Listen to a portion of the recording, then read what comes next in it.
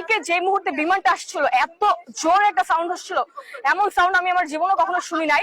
যখন এই যে আমার বিল্ডিং যেখানে 5 নম্বর প্রজেক্ট যেখানে মেয়েদের ক্লাস হয়, সেই বিল্ডিংটা প্রায় ওই বিল্ডিংটা ছাদ থেকে প্রায় 5 হাত উপর থেকে রকেটটা এসে এইখানে পড়ছে, পরে ধাস করে যে একটা ব্লাস্ট হয়েছে, এমন জোরে ব্লাস্ট হয়েছে এখান থেকে যে এই পর্যন্ত প্রায় 5 তলার উপর পর্যন্ত আগুন ছড়াই গেছে।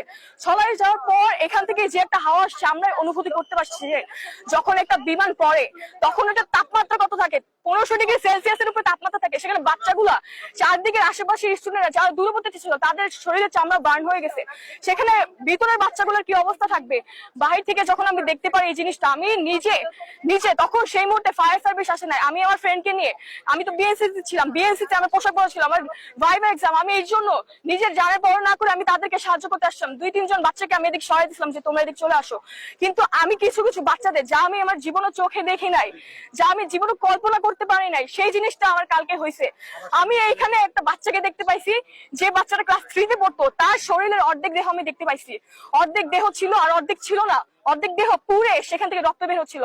আরেকটা বাচ্চার মাথা দেখতে পাইছি, হাত দেখতে পাইছি, আমি চোখে দেখছি। আমার থেকে লম্বা করে একটা ছেলে ছিল যার শরীরের চামড়া পুড়ে সে হাঁটতা ছিল। এই জিনিসগুলো দেখে আমি নিজের চোখে কি করব, মানুষজন এত হাঁটাহাঁটি করতেছিল, এত ই করতেছিল, আমি কি করব, কাকে ধরবো, কোন পোড়া ছেলেকে ধরবো, আমি কাকে ধরবো। আমি 2-3 জন বাচ্চাকে ই করছি। এত মানুষজন ছিল, নিজের জানের পরোয়া করে তারা দৌড়াচ্ছিল। এখানে আমি কিছু বাচ্চাদের দেখছি তাদের মাথা অর্ধেক ছিল, তাদের দেহ অর্ধেক ছিল। আমি নিজের চোখে দেখছি 10-12 জনের দেহ অংশ খন্ডিত খন্ডিত এখানে এখানে ছিল। সেখানে কিভাবে খবর নিউজে তারা বলে 21 জন 21 জন নিহত আহত, কিভাবে বলে আমি নিজের চোখে দেখেছি। এভাবে 12 জন বা 13 জনের মতো স্টুডেন্ট এখানে অবস্থা খারাপ ছিল, তারা কিভাবে বলে মানুষজন এখানে অবস্থা খারাপ।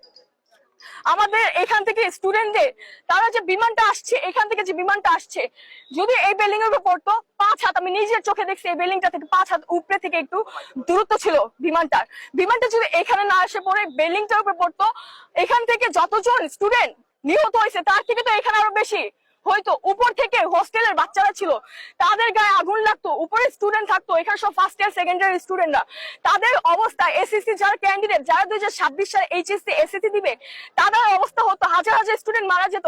তো এই ধরনের বিমান প্রশিক্ষণ এই ধরনের এলাকায় লোকাল এলাকায় কেন প্রশিক্ষণ দেওয়া হবে?